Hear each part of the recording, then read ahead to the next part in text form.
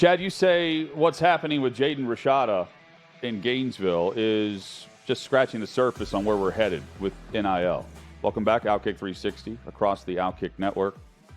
And we're certainly seeing it some across college athletics, but this one's taken a new turn based on what Florida needs and the NIL aspect of are they or are they not able to pay him, right? Like that's the story, and it's one of the top prospects. And with more, we welcome in Zach Abolverdi of Gators Online and the Gators Online podcast. Zach, thank you for the time, man.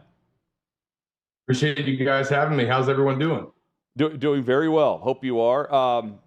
Is Jaden Rashada, has he asked for his release from his letter of intent or not to this point? At this point, that's not something that I cannot confirm. But we have to go off what his dad says. He's the only one this week that's been on record about anything, and he says that they have not. So that's kind of where things stand on that front. But if this NIL snag doesn't get worked out, then that letter of intent could be a moot point because they got to get that resolved before they can cross that bridge. What is the NIL snag exactly? Is it through a collective? Is it through someone with the program specifically? What's happening that was promised versus what's not been delivered? Yeah, I mean, details are obviously murky there. But I could definitely say it's not anything from the program standpoint. Like, this is not Billy Napier's fault. This is not a situation where he's, upset with the coaching staff or having second guesses about going to Florida or being that far away from home.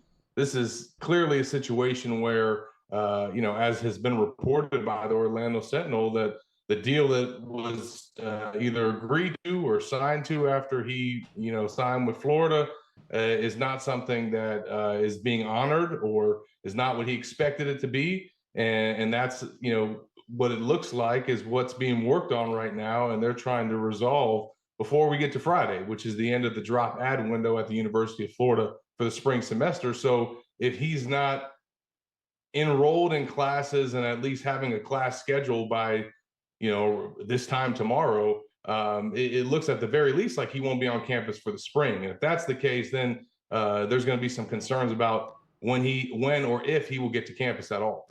When you look back, let's go back a little bit because I think it'll color what's going on right now with Rashada and how Billy Napier might handle this situation.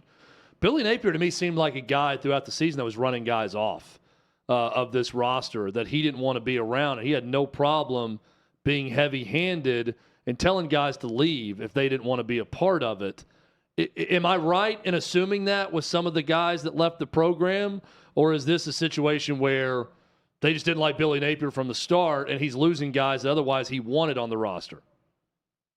Yeah, I mean, they have a mix of all kinds of departures. You've got 3 dismissals, 2 that were decisions that Billy made. And as I kind of reported, definitely didn't make lightly. I think it's never easy to do something like that. But when you're trying to set a culture and you're trying to set expectations, sometimes you get to a point. Obviously, the Jalen Kitna situation was there was no thinking about that decision. And then you've got the transfer portal departures, which I think is at 22 now.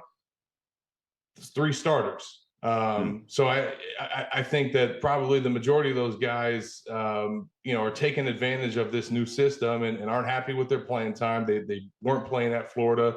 And maybe regardless of who the coach was or who the position coach was, they were probably going to look for a new opportunity. But the guys that left after the bowl game, the 2 starting offensive linemen, one of the starting defensive backs in the secondary, that's a little bit more concerning because those are guys that were, playing and really had no reason to leave. So are they just unhappy because they were part of 2 6-7 teams and they want a fresh start? Do they want a specific position that they want to play? Are they unhappy with their position coach? Those are some things that, you look at that are a little bit more concerning, but you're talking about 3 guys. So the way that Florida combats this, obviously, is through additions from the portal. So they've got 35 roster departures, and they've signed 21 guys, and they've landed 6 transfers. So they're 27 to 35. You probably still need to land a few more transfers here to kind of offset what you've lost from an attrition standpoint. But this is a complete roster rebuild that Florida's going through. You're talking about replacing 13 starters. And if you go back to their week 1 depth chart and the 64 scholarship guys that were on there, 44% of those guys are gone now. So you're talking about almost half of your depth chart that you started the season with is being replaced. So they are definitely in rebuild mode here in Gainesville. One of the guys coming in is Graham Mertz at quarterback. And, Zach, the Jaden Rashada element of this as they rebuild the roster, how is he worth it? What does that mean for Billy Napier's program to keep Rashada around? Yeah. I mean, obviously, he's the crown jewel of your class, and he's kind of the future of the quarterback position along with DJ Lagway. So I think in the long term, if he doesn't make it to campus, even if for the spring, let's say he gets delayed until the fall, that would just be a disappointment in terms of his development and trying to get a head start on his career.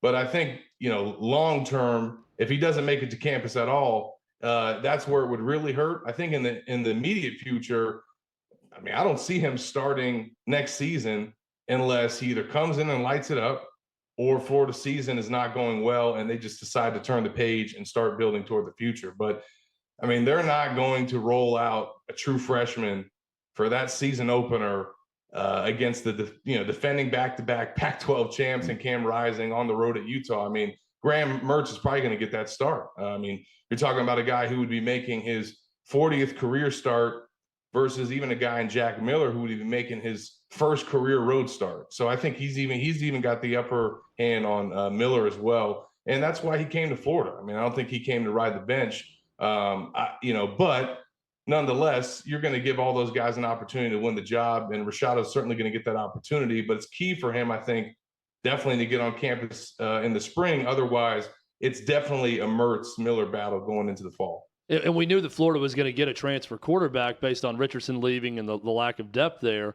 Was Graham Mertz their top option? There were guys like Devin Leary who ended up at Kentucky. I know I'm blanking on his name right now, but the quarterback at Coastal Carolina, Grayson McCall, was an option at 1.2 for Auburn or Florida.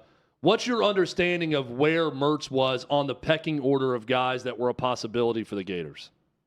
Yeah, I mean, I would imagine that he probably wasn't their top target just based on some of the names that were out there, but they seemingly zeroed in on him pretty quickly once they got going in that process. So he came and took in a visit, and I think at the time didn't have an offer. And then he did land one and eventually made the commitment. So, I mean, I think Sam Hartman, he would have been somebody. I think Drake May, if he entered the portal, that certainly would have been somebody that Florida would have had interest in. But I think at the end of the day, they had to pretty act fast here because of the situation with Anthony Richardson and having to get somebody, honestly, to come in for the spring and compete with Miller. I mean, because even if Rashada gets here, he's going to be swimming, the first couple of weeks and just trying to learn the playbook and acclimate as a true freshman. So Mertz is going to push Miller and himself learn the offense. So they clearly wanted a guy that was an experienced starter, a multi-year guy, and that's what they're getting in Mertz. So I definitely, if he wasn't their top option, he probably was certainly in that top group just because of, kind of the boxes that he checks off and what Florida needed. Zach Abolverdi, our guest from Gators Online and the Gators Online podcast. While we were talking quarterbacks and Anthony Richardson, what's your expectation for him at the pro level? Whenever he declared for the draft, Chad and I have both said we don't think he's ready. Maybe we're wrong. You see him up close, but from what we've seen, I would have preferred him stay for a year. I understand the money's the money. I just don't see it the way he must see it. Yeah, and I think a lot of that is, if he wasn't getting the projections and the grades, first round grades that he's received, I don't think he would be probably looking at it the same way. But even as he struggled through the early part of the 2022 season, he was still getting first round projections, even top 15 projections for what that's worth. Now, if that's where his stock is, even if he's a late round guy, He's probably only going to improve it by going through the draft process, going to a combine and, putting up ridiculous numbers, having his pro day workout. He's a real personable guy. I think he'll do well in the interview process. But I think not only the money, like you mentioned, but just, when you really think about it, his past 2 years playing and being featured in Florida's offense, he was hurt a lot.